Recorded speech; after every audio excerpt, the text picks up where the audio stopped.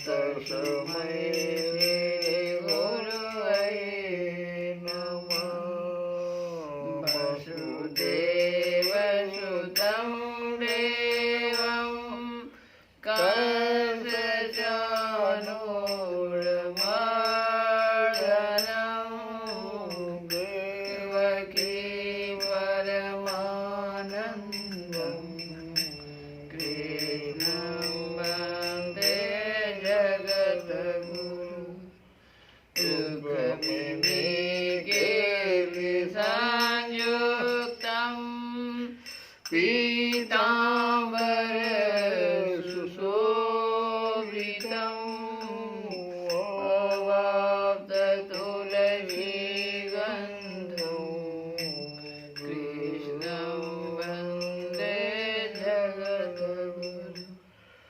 हे कृष्ण करुणा सिन्धु दीनबन्धु जगत्पते गोपेश गोपिकाकान्त राधाकान्त नमस्तुते। तप्तकाञ्चन गौराङ्गी राधे वृन्दावनेश्वरी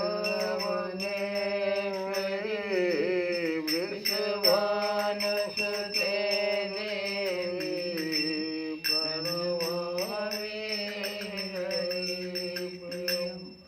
ॐ कृष्णाय वासुदेवाय हरये परमात्मने प्रणतक्लेशनाशयो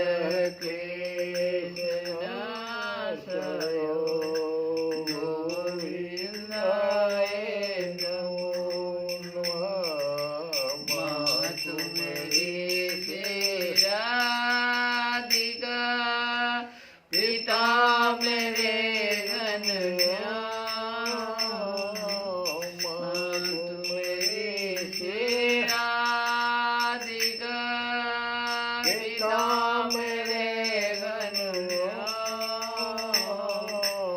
इन दोनों के चरणों मेरा बारंबार प्रणाम, मेरा बारंबार प्रणाम, मेरा बारंबार प्रणाम। हम लोग कथा जो सुन रहे हैं गीता से, वो सिद्ध भक्तों के लक्षण के बारे में।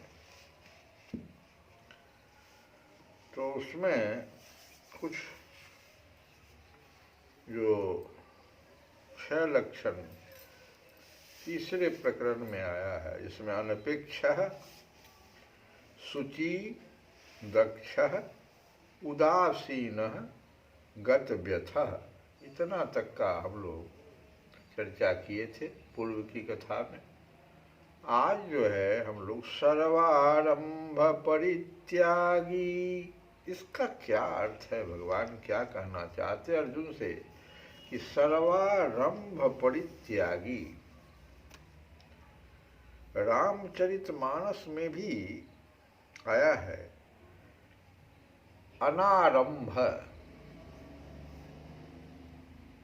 सर्वारंभ परित्यागी, और इसी को रामचरितमानस में अनारंभ करके कहते अनारंभ अनिकेत अमानी, अनारंभ अनिकेत अमानी, अनघ अरोषदक्ष विज्ञानी। अनारंभ,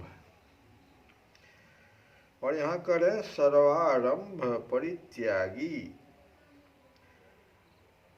तो जो आरंभ कौन करता है, नया नया कर्म करने को, आरंभ करने को किसका मन करता रहता है? जो सुख भोग के उद्देश्य से कामना कर लिया कि हमको सुख मिलना चाहिए, तो नई नई चीज़ें इकट्ठा करता है, नया वस्त्र खरीदता है, रुपया बढ़ाने के उद्देश्य से नई नई दुकान खोलता है, नया व्यापार शुरू करता है। सांसारिक भोग में जिसकी आसक्ति हो गई है वही नए नए कर्म करने को जिज्ञासु होता है। अब भगवान कहते हैं नहीं, ये परित्याग करना पड़ेगा। जो भक्त मेरा होता है, जो शुद्ध भक्त होता है, वो अनारंभ होता है। अनारंभ अनिकेत अमानी और सर्वारंभ परित्यागी। भक्त भोग और संग्रह के लिए किए जाने वाले मात्र कर्मों का सर्वथा त्यागी होता है। भोग और संग्रह जिसका उद्देश्य संसार का है और जो वर्ण, आश्रम, विद्या, बुद्धि, योग्यता, पद, अधिकार आदि को लेकर अपने में विशेष देखता है कि हमारा तो इतना बड़ा पद है, इतनी बुद्धि है, इतना विद्या है, ये जो है भक्त नहीं होता है। साथ भक्त जो होता है वो भगवद्दिष्ट होता है। उस भक्त अतः उसके कहलाने वाले शरीर, इंद्रियां, मन, बुद्धि, क्रिया, फल आदि सब भगवान के अर्पित होते हैं। वास्तव में इन शरीर आदि के मालिक भगवान ही तो हैं। प्रकृति और प्रकृति का कार्य मात्र भगवान का है। अतः भक्त एक भगवान के सिवाय किसी को भी अपना नहीं मानता। वो अपने लिए कभी कुछ नहीं करता। उसके द्वारा होने वाले मात्र कर्म भगवान की प्रसन्नता के लिए होते हैं। धन, संपत्ति, सुख, आराम, मान, बड़ाई आदि के लिए किए जाने वाले कर्म उसके द्वारा कभी होते ही नहीं। तो जिसके भीतर परमात्मा तत्व की प्राप्ति की ही सच्ची लगन लगी है, वह साधक चाहे किसी भी मार्ग का क्यों न हो, भोग भोगने और संग्रह करने के उद्देश्य से वह कभी कोई नया कर्म आरंभ नहीं करता। ये भगवान का कहना है। सर्वारंभ परित्यागी का अर्थ ये है। तो कहते हैं कि ऐसा जो भक्त है, अनपेक्ष, शुचि, दक्ष, उदासीन, गतव्यथ, सर्वारंभ परित्यागी, इतना। तो कहते हैं कि यो मद भक्त सो में प्रिय, ऐसा जो भक्त, मद भक्त। तो मद भक्त का क्या मतलब यहाँ भगवान का? भगवान में स्वाभाविक ही इतना महान आकर्षण है कि भक्त स्वतः उनकी ओर खिंच जाता है, उनका प्रेमी हो जाता है। श्रीमद्भागवत में भी आया है, ज्ञान के द्वारा जिनकी चित्त जड़ ग्रंथि कट गई है, ऐसे आत्माराम मुनिगण भी भगवान की निष्काम भक्ति किया करते हैं, हेतु रहित। क्योंकि भगवान के गुण ही ऐसे हैं कि वे प्राणियों को अपनी ओर खींच लेते हैं। यहाँ प्रश्न हो सकता है कि अगर भगवान में इतना महान आकर्षण है तो सभी मनुष्य भगवान की ओर क्यों नहीं खिंच जाते, उनके प्रेमी क्यों नहीं हो जाते? वास्तव में देखा जाए तो जीव भगवान का ही अंश है। अतः उसका भगवान की ओर स्वतः स्वाभाविक आकर्षण होता है। परंतु जो भगवान वास्तव में अपने हैं, उनको तो मनुष्य ने अपना माना नहीं। जो अपने भगवान ही तो हमारे अपने हैं।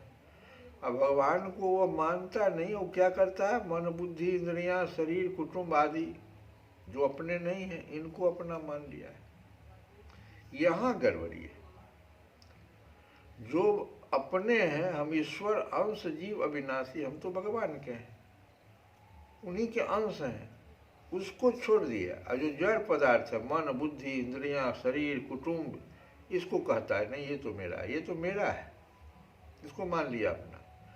इसीलिए वह शारीरिक निर्वाह और सुख की कामना से सांसारिक भोगों की ओर आकृष्ट हो गया तथा अपने अंशी भगवान से विमुख हो गया है। यही है वास्तव में ये बात है।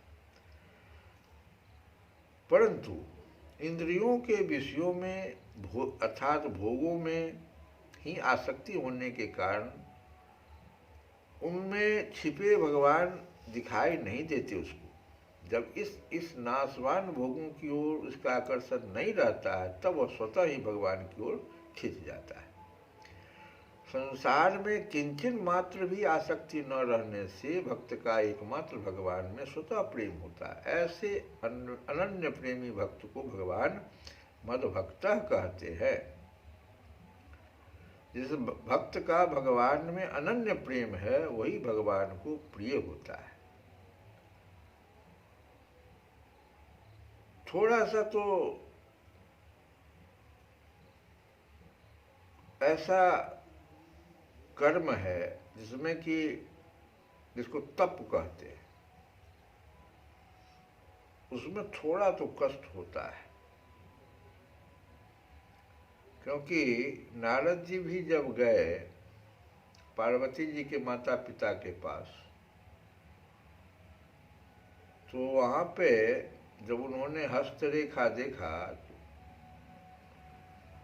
क्या कहा नारद जी ने? कहा क्या कि भाई इस लड़की का विवाह एक ऐसे व्यक्ति से होगा जो हर तरह से संसार से दूर रहने वाला, भोग पदार्थों से दूर रहने वाला। तो बड़ा दुखी हो गए उनके माता पिता। तो एक उपाय उन्होंने बताया कि अगर यह लड़की तुम्हारी जो है वह तप करे, तो त्रिपुरारी जो है इसका कार्य संभाल देंगे।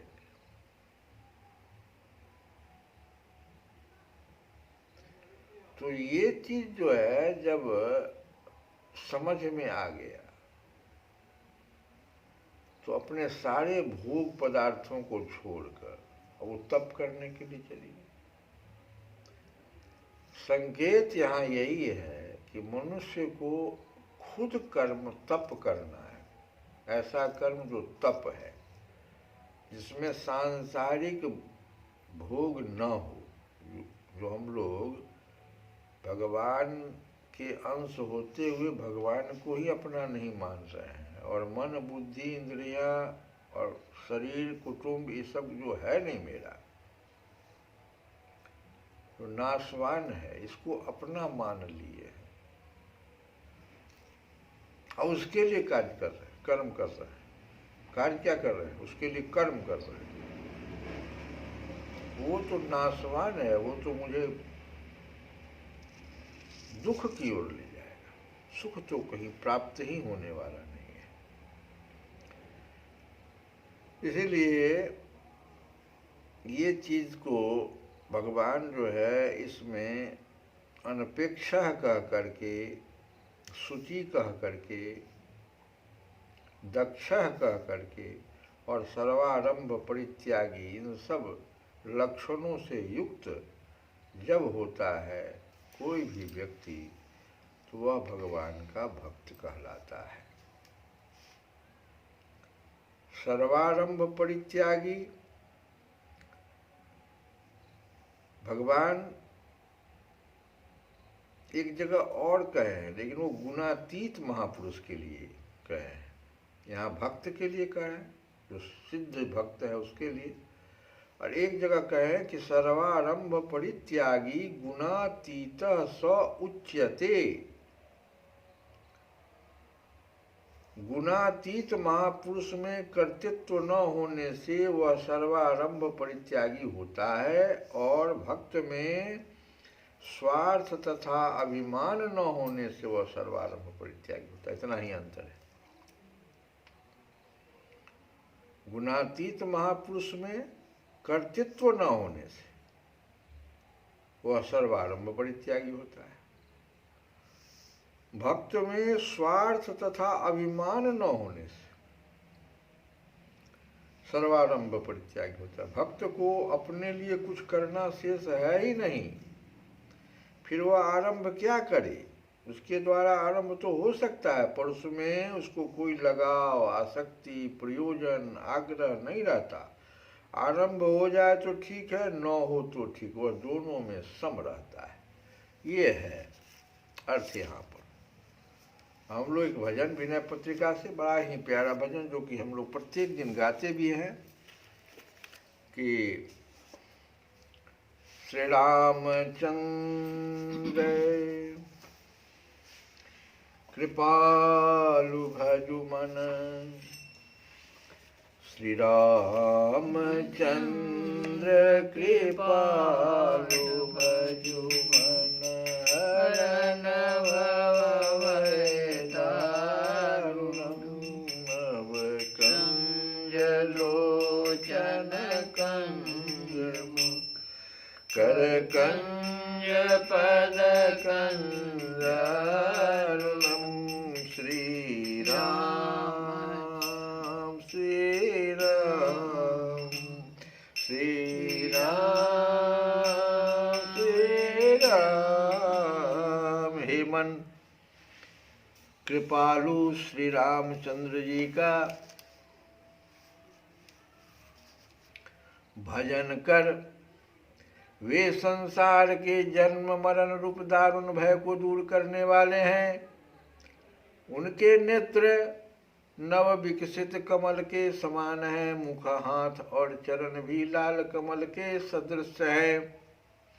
कंदर्पय गणित अमित छवि नव नील नीरद सुंदरम, पट पीत मानव तरित रुचि शुचि नौमि जनक सुतावरम, श्री राम श्री राम श्री राम श्री राम।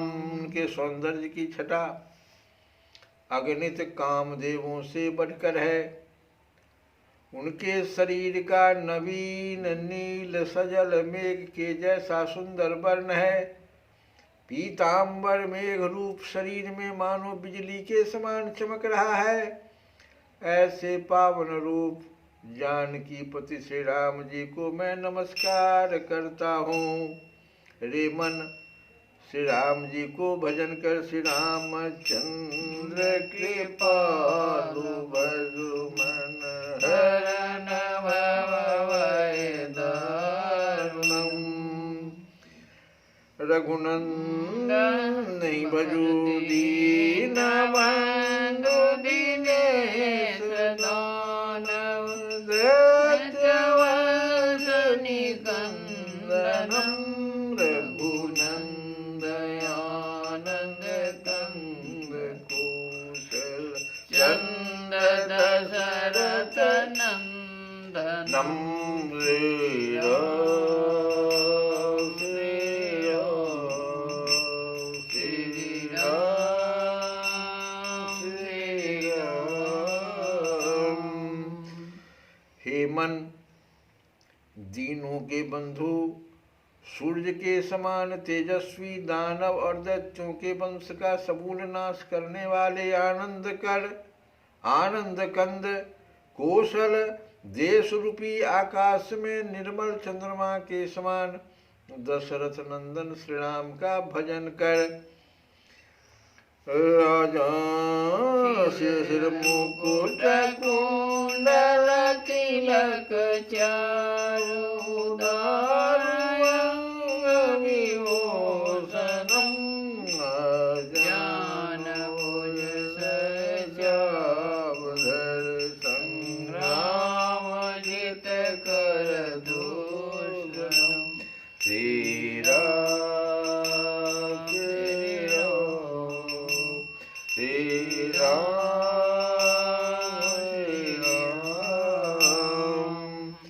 जिनके मस्तक पर रत्न जटित मुकुट, कानों में कुंडल,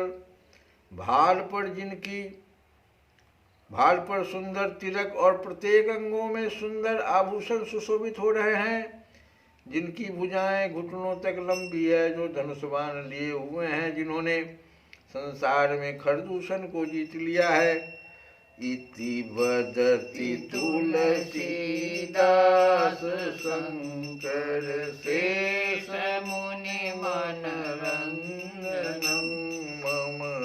हृदय कंज निवास कुरु कामादि कलदल गंजनम श्री रामचंद्र की कृपाल भजु मन हरण भव भय दारुणं। श्री राम श्री राम श्री राम श्री राम।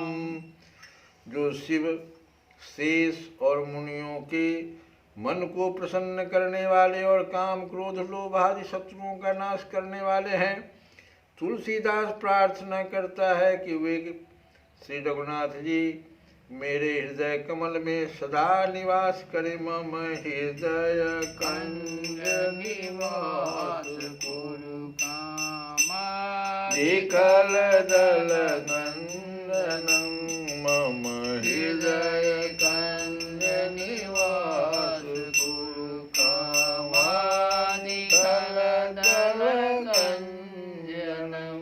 श्री कृष्ण गोविंद हरे हरे मुरारे हे नाथ नाथ